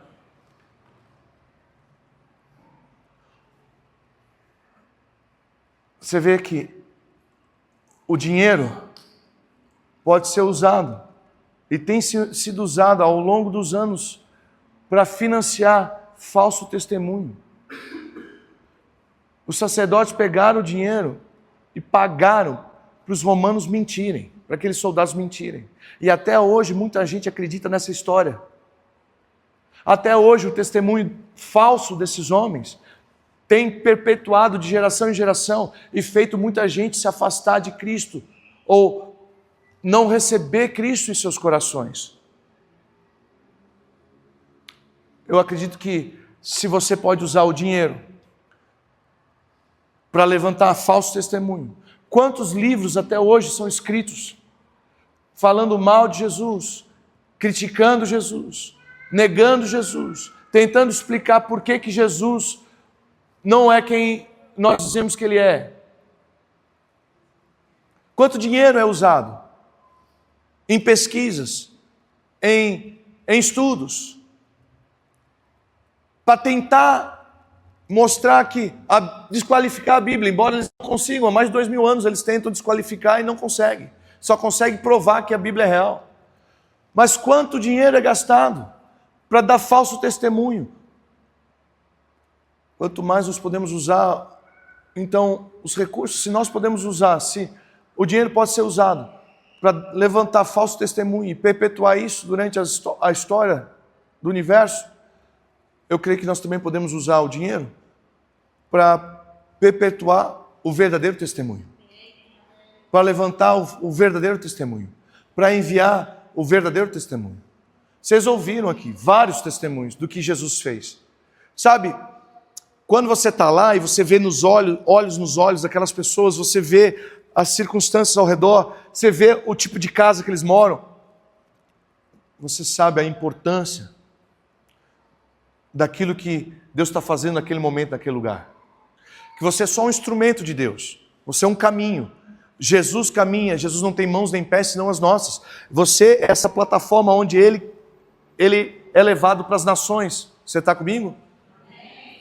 Você vê o quanto isso é significativo. Porque, cara, assim, para você entender, para o judeu ele considera uma vida um universo. Porque, claro, ninguém é igual a ele. Mesmo nós aqui vivendo em comunidade, ninguém é igual a ninguém. Cada um de nós tem particularidades únicas.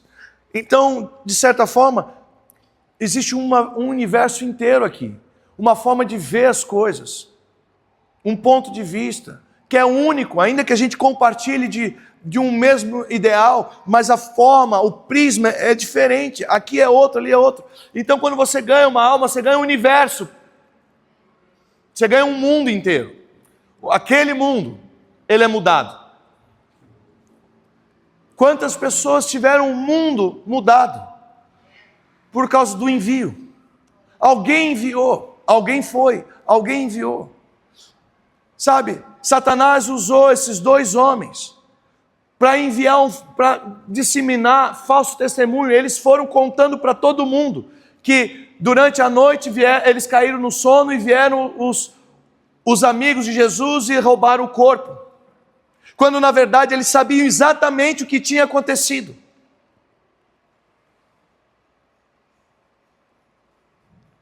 Nós também podemos usar os nossos recursos para enviar o verdadeiro testemunho. Amém? Então nessa noite eu quero terminar dessa forma, te dando oportunidade para semear, para usar os teus recursos, aquilo que a prosperidade que Deus te deu, para levantar um verdadeiro testemunho, para apoiar um verdadeiro testemunho. Aquilo que Deus está fazendo no nosso meio, querido, Ele está fazendo entre as nações.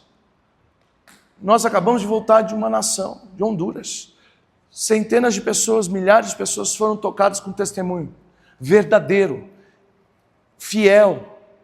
Porque quando você recebe uma cura divina, quando o que não anda volta a andar, o que era cego volta a enxergar, o surdo, nós não podemos fazer isso. Que ser humano, que homem consegue fazer isso no natural? Cada testemunho desse é uma prova real de que Deus existe, que Jesus ressuscitou e Ele está vivo. Sabe, foi isso que Jesus mandou dizer para nós fazermos. Ele disse, vá, prega essa mensagem: o reino de Deus é chegado. E quando você for, cure os enfermos, expulse os demônios, limpe os leprosos, ressuscite os mortos. De graça você recebeu, de graça você dá. O evangelho é de graça, mas manter o testemunho fiel dele, ecoando pelas nações, caminhando pelas cidades, indo para os lugares, isso exige de nós, custa de nós financiarmos o reino. Não é possível que nós vamos aceitar que Satanás use as riquezas para financiar o seu reino e nós, o povo de Deus, não queremos usar.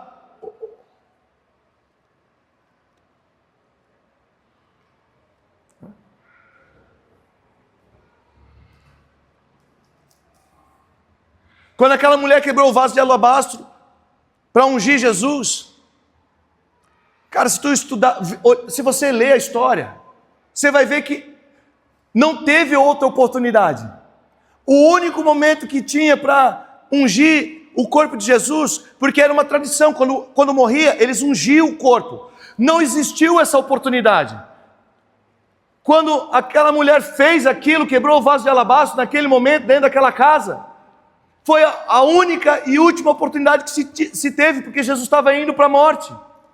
Ela viu o que ninguém viu, e ela aproveitou o momento que ninguém aproveitou, porque ela estava pronta. Ela estava pronta para fazer o sacrifício, ela estava pronta para fazer aquilo.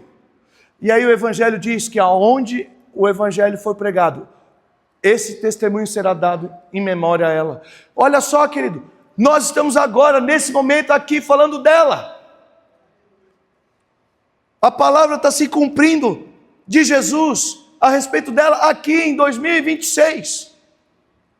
Imagina quantas vezes alguém ao redor desse mundo inteiro já falou dessa mulher. Por quê? Porque ela estava pronta. Porque ela estava esperando. Porque ela estava procurando a oportunidade. Quando a oportunidade bateu na porta, não era a oportunidade, não era o momento mais, como a gente pode dizer, o mais comum, não era a hora, tipo assim, natural, não era a hora apropriada, não era naquele momento que se faria aquilo, mas não teve nenhuma oportunidade depois. Se ela não fizesse ali, ninguém ia fazer.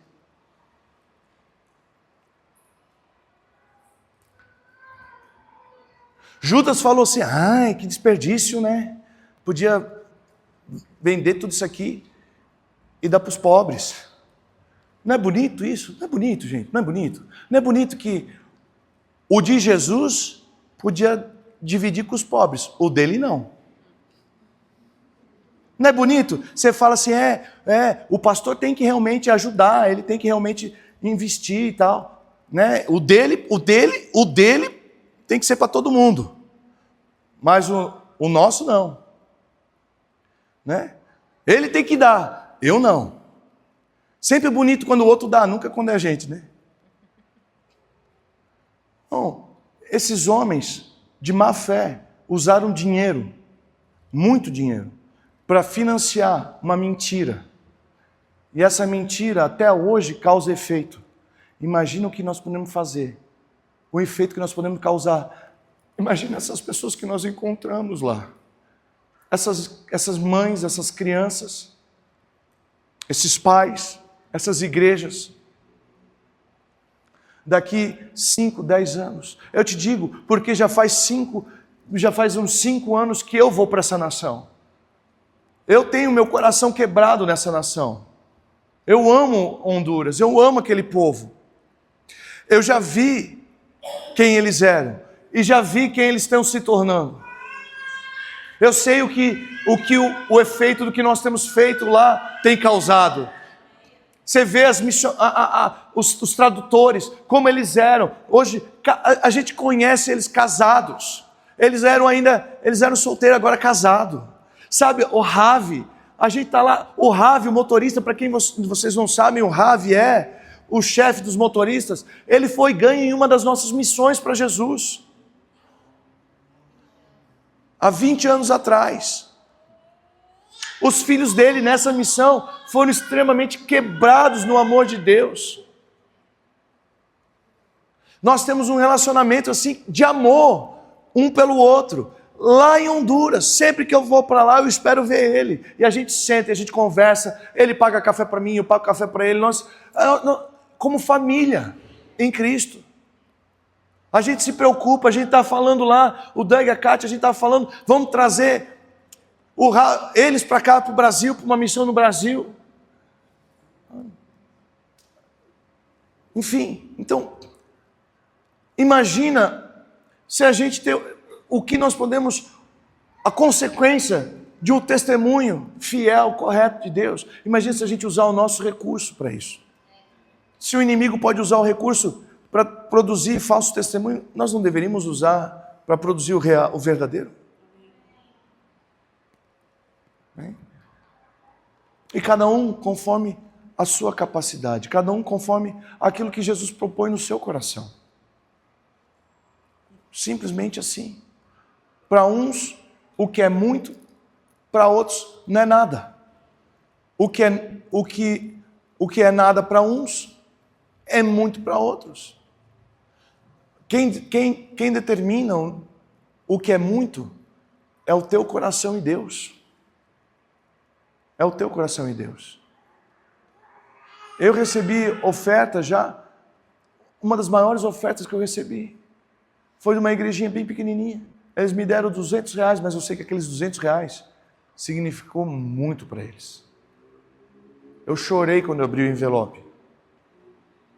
Porque eu sei como aquele lugar era simples, humilde e miserável. Eu sei que para eles custou muito para fazer aquilo. Foi o melhor que eles deram. Então, cada um faz conforme Deus propõe no seu coração. Como da vontade de fazer com que o testemunho de Cristo chegue nas outras nações. O que faz o missionário quando não está numa missão? Ele planeja outra. E olha só, nós estamos planejando outra. Só para você saber, olha só como é. Estava lá em Paraupebas, a pastora disse assim, eu quero dar uma air fryer para sortear numa cruzada. Aí o outro falou assim, se a pastora vai dar uma air fryer, eu vou dar um ventilador. Aí o outro falou assim, eu vou dar um fogão cooktop. Eu falei, meu Deus. E aqui, eu estou sentado debaixo de um pé de árvore, com um chão de terra batida, sentado numa mesa de madeira, comendo comidinha simples, de uma igreja humilde. Os irmãos tudo acampado em barraquinha, em rede. Ela está lá, não, eu quero participar disso. Porque eu falei, eu não sei, eu estou querendo sortear eu não sei, eu estou vendo uma moto elétrica. Só que, às vezes, lá em Honduras a gente sorteou uma moto, uma televisão e uma bicicleta. Eu pensei, cara, se tiver mais coisa para sortear, fica mais atraente para o pessoal vir, né? Aí a pastora falou, eu dou uma air fryer. Aí o outro disse, eu também quero dar uma air fryer. Então tem 2 air fryer. Né? Calma, não é para sair também, né? Daqui a pouco nós vamos... Mas eu quero, eu quero fazer parte disso. Eu quero apoiar esse testemunho, porque nós sabemos que o que vai acontecer em Breu Branco vai radicalizar completamente a cidade, vai chocar a cidade. Você imagina se a gente chegar lá, dia 12 de setembro, naquele ginásio, e ter lá 5, 7 mil pessoas naquele ginásio, recebendo Jesus, ouvindo o testemunho real. Quanto dinheiro é gasto para fazer virada cultural? Aí vai um monte de gente lá com uma filosofia totalmente furada, com uma ideologia de gênero, para levantar um testemunho falso. Nós queremos levantar o testemunho real. Queridos, embora nós sejamos uma igreja local, nós nascemos como missão, como uma base missionária, nós vamos sempre ter esse coração. Nós sempre vamos olhar para fora, nós sempre vamos estar procurando uma nação, nós sempre vamos estar procurando uma cidade, uma vizinhança, que Jesus queira fazer uma visita inesperada. Eu cheguei na casa de algumas mulheres, algumas famílias naquele dia, e falei: olha, você não estava nos esperando, eu sei, mas aquele que visita inesperadamente nos enviou aqui. Jesus quer te visitar. Nós viemos aqui porque Jesus quer visitar você. E você estava aqui pronta para nos receber. É sobre isso, querido. É sobre os encontros que Jesus tem marcado pelo resto da nossa vida.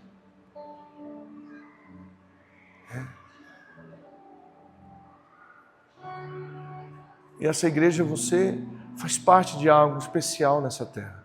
Nós não somos melhor, mas também não somos pior. Nós somos diferentes. Enquanto todo mundo está focado, ou a grande maioria está focado em melhorar a qualidade do conforto do seu próprio lugar, do seu próprio prédio, eu quero o conforto do prédio também para vocês. Eu quero os ar-condicionados. Eu quero tudo isso. Mas essa só não é a minha prioridade. É a consequência para mim. A consequência de cuidar das coisas de Deus. De queimar com o coração de Deus. Aí então eu creio que Deus vai trazer as nossas necessidades. Sabe, no início do ano eu falei, até o meio do ano eu quero trocar o som, quero fazer o que tem que fazer no som. Está aí a nossa mesa nova, nós conseguimos. Vocês fazem parte disso, nós conseguimos. Falta ainda alguma coisinha, falta os 2 subs, mas vai acontecer. Vai acontecer. Mas nós estamos lá fora. Estamos ganhando as almas. Estamos dando testemunhos reais de Jesus. Estamos demonstrando o amor de Jesus para as pessoas. Não só falando. Muita gente fala, mas poucos demonstram. E o que nós queremos, e o que esse mundo precisa é da demonstração. Demonstração desse amor. Amém? Sabe?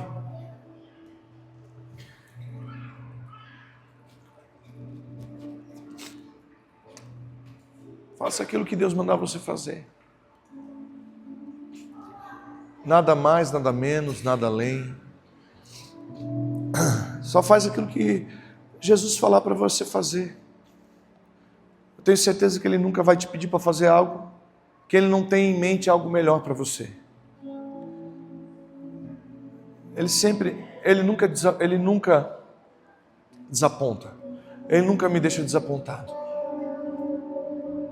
Na verdade é eu que às vezes desaponto Ele. Mas Ele nunca desaponta, Ele nunca falha. Ele nunca erra. É nós que precisamos vestir a camisa da proclamação do Evangelho. E ficarmos felizes pelo avanço do Evangelho. Tanto quanto pela melhoria da nossa própria casa, da nossa própria igreja, do nosso próprio ministério. Jesus ama vidas, é o que queima no coração dele. Jesus deixou os céus e se tornou carne como nós, para interceder por nós, para pagar o preço por nós, não pelas árvores, não pelos cachorrinhos, não pelos prédios, mas por mim e por você. Ele se interessa e se preocupa com o teu dia a dia. Ele se interessa e se preocupa com as tuas necessidades. Mas tudo isso, se nós corremos atrás apenas dessas coisas, do que nós somos diferentes do mundo? O mundo corre atrás dos bens, o mundo corre atrás da grana, o mundo corre atrás das posses. É isso que ele sabe fazer. Se nós vamos viver desse jeito também, nós somos em que diferente?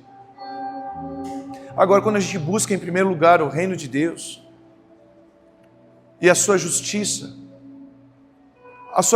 não só na minha casa, a sua justiça não só na minha família, a sua justiça não só para mim e para os meus 4, mas a justiça do Senhor para a minha nação, para o meu bairro, para a minha comunidade, aí sim, todas essas outras coisas que o mundo insiste em correr atrás, o Senhor vai acrescentar a nós. Amém?